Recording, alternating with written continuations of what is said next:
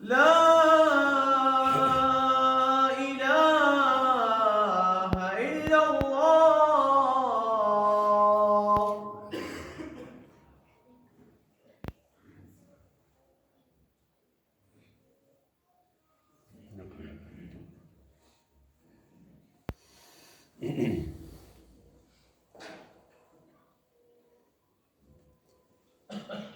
الحمد لله رب العالمين يا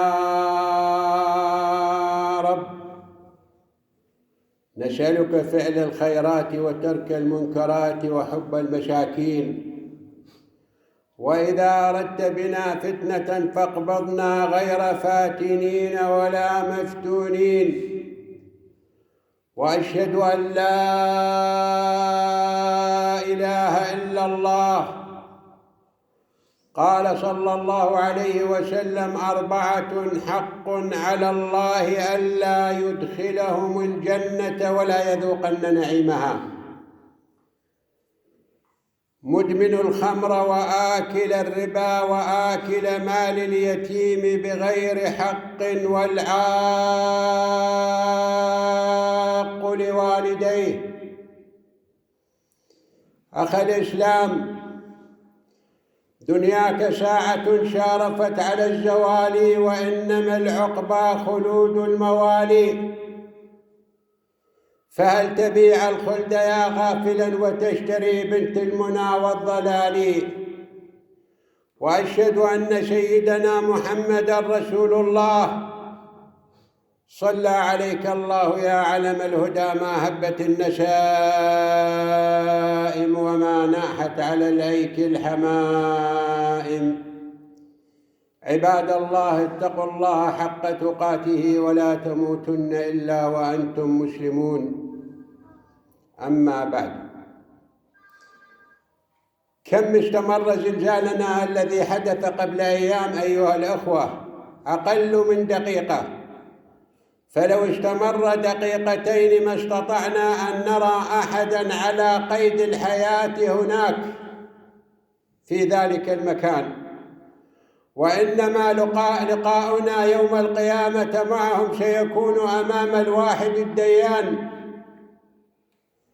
إن الذي يدعونا للحديث هو إن الزلازل بدأت تتسرب إلى بلاد المسلمين، فاحذروا. وأنتقل بكم مباشرة إلى البلاغات 16 و17 و18 من سورة الملك. قال تعالى: أأمنتم من في السماء أن يخسف بكم الأرض فإذا هي تمور. أم أمنتم من في السماء أن يرسل عليكم حاصبا فستعلمون كيف نذير. ولقد كذب الذين من قبلهم فكيف كان نكير. إن الذي رأى الناس يهربون من البيوت وينتشرون في الشوارع من زلازل الدنيا، فكيف بهم في زلازل يوم القيامة؟ قال تعالى أيضا: فإذا نفخ في الصور نفخة واحدة وحملت الأرض والجبال فدكتا دكة واحدة فيومئذ وقعت الواقعة وانشقت السماء فهي يومئذ واهية والملك على أرجائها ويحمل عرش ربك فوقهم يومئذ 8.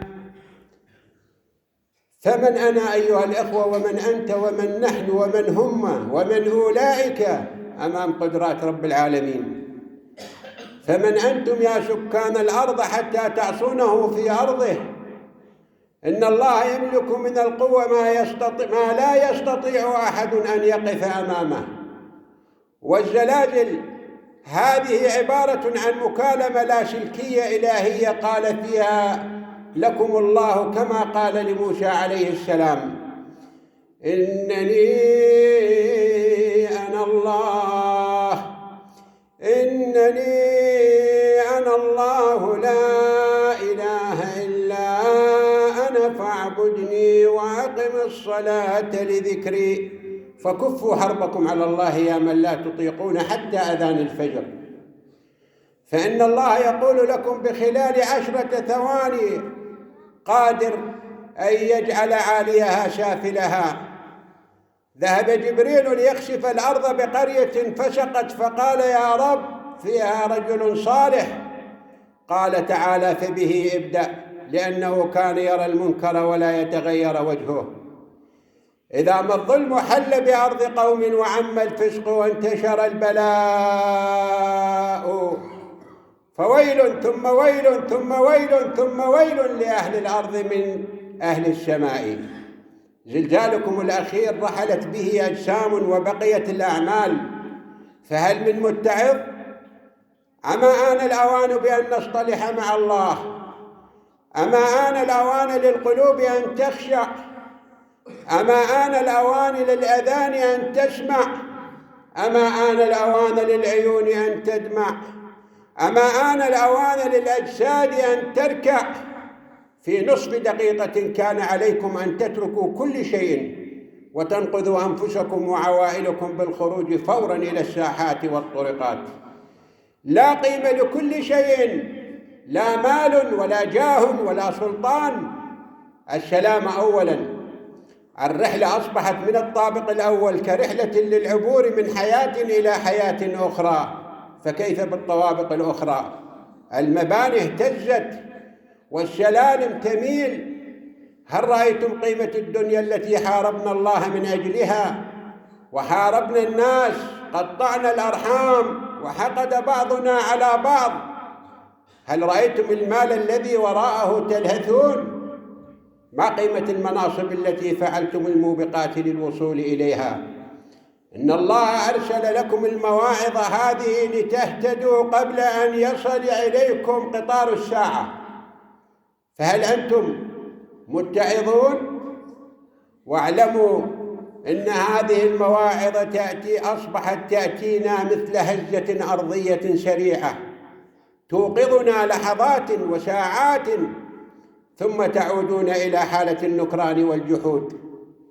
إن أول ما شوهدت الزلزلة في الإسلام على عهد عمر بن الخطاب رضي الله عنه، فخطب بالناس وقال أحدثتم وعجلتم، فوالله إن عادت إلينا لأخرجن من بين أظهركم ولا أساكنكم فيها أبدا، يعني في المدينة. وقال عمر بن عبد العزيز في زلزلة بالشام اخرجوا ومن استطاع أن يخرج صدقة فليفعل.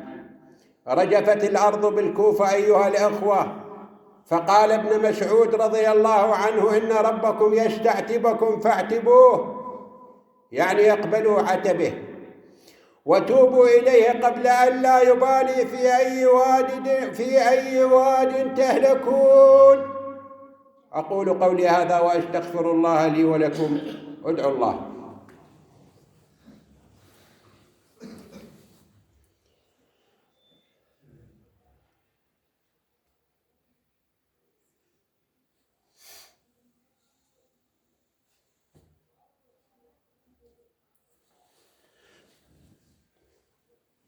الحمد لله والصلاة والسلام على رسول الله. أيها الأخوة، وجه رئيس ديوان الوقف السني بإطلاق حملة للتبرعات في المساجد لإيصالها للمنكوبين في سوريا وتركيا جراء الزلزال الذي حدث، فاصرفوا أيها الأخوة لتأثيث بيوت الخلد الحقيقي، فالموت يأتي بغتة والقبر صندوق العمل. اللهم جنب بلادنا وبلاد المسلمين شر الزلازل والكوارث والمحن. احفظ إيماننا، احفظ أماننا. اللهم نستودعك أخوانا لنا في سوريا وتركيا. ارحم الموتى، اشف المرضى والجرحى، عوضهم ما فقدوه. آمين آمين. وصل اللهم على سيدنا محمد وعلى آله وصحبه، وأقم الصلاة. اللهم صل على سيدنا محمد.